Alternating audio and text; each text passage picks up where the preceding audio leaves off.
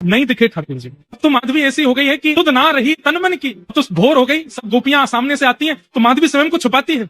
नेत्रों के अश्रुओं को छुपाती है, अपनी मन की स्थिति को छुपाती है, हाथ पैर कांपते हैं उसके, भोजन बनाती है पर भोजन बन नहीं पाता, रोटी बनाती है तो रोटी जल जाती है, श्रृंगार करती है तो श्रृंगार नहीं कर पाती है, कोई काम सही से बन नहीं पाता मीराबाई से, माधवी से। बस अब ये भी उसको मन में भाव आता है कि मैं इन गोपियों से कैसे पूछूं कि ठाकुर जी कहाँ हैं, और ये गोपियां कभी ठाकुर जी को देखने जाती भी हैं तो माधवी को संग लेके नहीं जाती, क्योंकि सबको पता है कि ये तो चाहती नहीं देखना। तो माधवी भी कहने में झिझकती है कि मैं कैसे कहूं कि मुझे ले चलो, पहले मैंने इतनी बुराई जो की है। चुप करके कभी माधवी जाती भी है तो ठाकुर जी का दर्शन नहीं होता। धीरे धीरे ठाकुर जी बड़े हो गए, 7 वर्ष की आयु जब हुई, इंद्र पूजा मिटा करके जब ठाकुर जी ने गिरिराज पूजन कराया, सब ब्रजवासी गोवर्धन गए, उनमें माधवी भी गई है। आज माधवी के मन में एक आशा है, आज कृष्ण दिखेंगे, आज श्याम सुंदर दिखेंगे, आज मुझे कन्हैया जरूर दिखेंगे। लेकिन लाखों की तादाद में ब्रजवासी हैं, उनमें कभी पीताम्बरी दिखती है दूर से, कभी एक भुजा दिख जाती है, कभी कोई उंगली दिख जाती है, कभी केश दिख जाते हैं, पर मुखमंडल नहीं दिख रहा। ऐसी योजना बनती है कि मीराबाई जितना भी घूम घूम के आती है माधवी, ठाकुर जी को देख ही नहीं पाती। अंत तो गत्वा जब इंद्र ने वर्षा की और 7 वर्ष के ठाकुर जी ने 7 कोस लंबे चौड़े गिरिराज पर्वत को अपनी बाह की कन्नी उंगली पर धारण किया,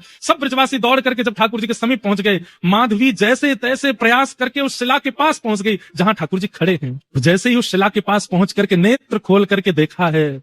जैसे ही ठाकुर जी की ओर देखा तो बाहर तो इंद्र वर्षा कर रहे हैं, इतना जल गिर रहा है, पर मीराबाई के नेत्रों में इतना जल आने लगा, माधवी के नेत्र इतने जलों से भर गए, बार बार पहुंचती है पर जैसे ही खोलती है मानो जैसे आंसुओं की पिचकारी चल रही हो नेत्रों से, देख नहीं पा रही ठाकुर जी को, चरणों में गिर गए,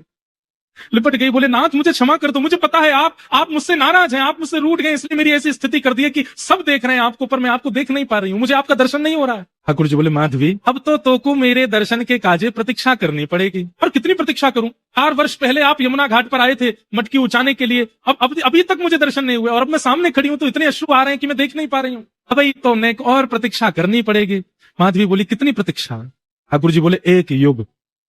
1 युग की प्रतीक्षा। माधवी तो मानो जैसे बाबरी हो गई वो सुनकर के, प्रतीक्षा की घड़ी होती है 1 वर्ष 6 महीने 5 महीने। अरे कोई व्यक्ति प्यासा हो और उससे कह दिया जाए कि तुम तो जल कभी पी ही नहीं सकते क्योंकि जल पीते ही प्राण निकल जाएंगे, तो भी वो जलपान कर लेगा, अपने तो मुझसे जल का सिंधु ही दूर कर दिया। 1 युग कोई प्रतीक्षा होती है? ठाकुर जी बोले जितनी लंबी प्रतीक्षा, जितनी बड़ी प्रतीक्षा होगी उतना पवित्र प्रेम प्रकट होगा माधवी। अब मैंने कह दिया है, अब तुम प्रतीक्षा करो, द्वापर युग जब निकल जाएगा तब कलयुग प्रारंभ होगा, और कलयुग प्रारंभ होने के कुछ 1000 वर्ष व्यतीत होने के बाद में मध्य में भक्ति शतक आएगा, 100 वर्ष तक भारत में केवल भक्तों के जन्म होंगे, तभी बेड़ता में तुम्हारा जन्म होगा, तो तुम मेरी परम भक्ता बनकर के वहां आओगी, वहां आकर के तुम बचपन से ही मेरी स्थिति में रहोगी। तभी एक संत तुम्हारे गांव में आएंगे, उनके सेवा के ठाकुर जी के रूप में मैं ही आऊंगा, और उन संत से तुम मुझे मांग लोगी, मुझे देखते ही तुम्हें अपने पूर्व जन्म यानी कि इस जन्म की सारी यादें ताजा हो जाएंगी, और तुम मेरे को प्राप्त करके फिर मेरे साथ रहोगी।